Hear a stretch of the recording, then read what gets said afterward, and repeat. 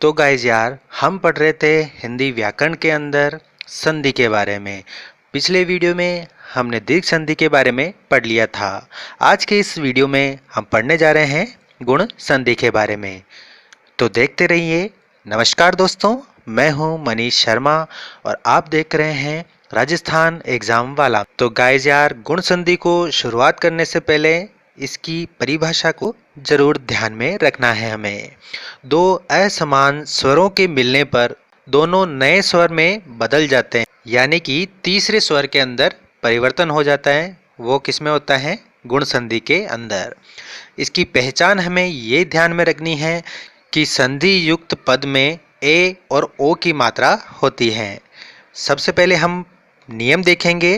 पहला नियम देखते हैं। यदि अ या आ के बाद ई या ई आए तो दोनों के स्थान पर ए हो जाता है। अर्थात जैसे हम देख सकते हैं, पहला स्वर अ या आ हो, धन ई या ई हो, दोनों की संधि करने पर तीसरा स्वर ए प्राप्त होता है। ये पहला नियम है। इसी प्रकार दूसरा नियम है, यदि पहला स्वर अ या आ, उसके बाद उ या उ आए तो दोनों के स्थान पर ओ हो जाता है। इसमें हम देख सकते हैं अ या आ, धन उ या उ, दोनों मिलकर क्या बनते हैं? ओ। इसी प्रकार तीसरा नियम है इसके अंदर, यदि अ या आ के बाद री आए तो दोनों के स्थान पर अर हो जाता है। जैसा ये आप देख सकते हैं, पहचान मैंने बताई दी। ए ओ अर ये गुण संधि के अंदर आते हैं। जैसे हम अ धन अ तो क्या बनेगा? आ। ई धन ई मिलकर बनेगा बड़ी ई। उ धन उ मिलकर बनेगा बड़ा उ। री धन री मिलकर बनेगा कुछ नहीं। तो ये सब तो है दीर्घ के अंदर, और ये है ए ओ अर गुण संधि के अंदर। अब हम उदाहरण के माध्यम से देखते हैं। जैसे कि गज धन इंद्र, इसका संधि विच्छेद करेंगे। आधा ज और अ से मिलकर बना है और धन इंद्र, तो गुण संधि के अनुसार अ धन ई मिलकर क्या बनेगा? ए। तो गज इंद्र। इसी प्रकार क्या मिला? गज धन इंद्र गजेंद्र। ठीक है, समझ में आ गया आपको? अगले एग्जाम्पल में देखते हैं। इसी प्रकार मृग धन इंद्र मृगेंद्र, जो कि एक शेर होता है। रमा धन ईस, आ धन ई क्या मिलकर बनेगा? ए। तो रमेश लक्ष्मी जी का पति है, जो कि विष्णु जी होते हैं। इसी प्रकार सुर धन ईश, सुरेश देवताओं का स्वामी इंद्र। नर धन ईश, नरेश यानी कि किसी राज्य का राजा। पर धन उपकार, परोपकार। यथा धन उचित, यथोचित जितना कि उचित हो। यथा धन इच्छा, यथेच्छा इच्छा अनुसार। पुरुष धन उत्तम, पुरुषोत्तम मनु। नर धन उत्तम, नरोत्तम। कथा धन उपकथन, कथोपकथन। गंगा धन उर्मी, गंगोर्मी। इसके अंदर आ धन उ मिलके क्या बना है? ओ। ठीक है।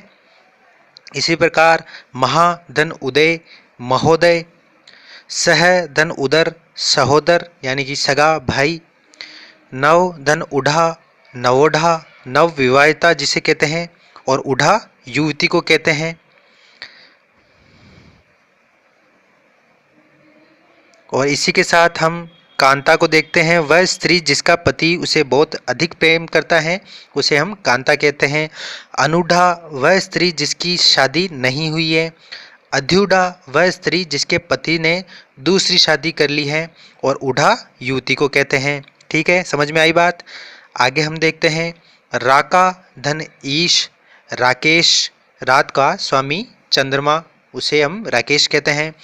गुड़ाका धन ईश, गुड़ाकेश नींद का स्वामी शिव और अर्जुन को कहते हैं। ऋषिक धन ईश, ऋषिकेश इंद्रियों का स्वामी यानी विष्णु जी। उमा धन ईश, उमेश शिव को कहते हैं। धन धन ईश, धनेश कुबेर को कहते हैं। हृदय धन ईश, हृदेश कामदेव को कहते हैं। देव धन ईश, देवेश इंद्र को कहते हैं। महाधन इंद्र, महेंद्र शिव इसको कहते हैं। अब इसी प्रकार गुण संधि के कुछ अपवाद भी हैं जो हमें ध्यान में रखना है, जैसे कि प्र धन ऊढ़, प्रोढ़, अक्ष धन उहिनी, अक्षौहिणी, विशाल सेना, बहुरंगिनी जिसे हम कहते हैं। आगे हम देखते हैं री, र, श मिलकर बनता है न या अण। एग्जाम्पल से हम देखते हैं राम धन अयन मिलकर क्या बना, रामायण। प्र धन मान, प्रमाण। शूर्प धन नखा, शूर्पणखा। लक्ष्य धन मण, लक्ष्मण। ऐसे हमें ध्यान में रखना है।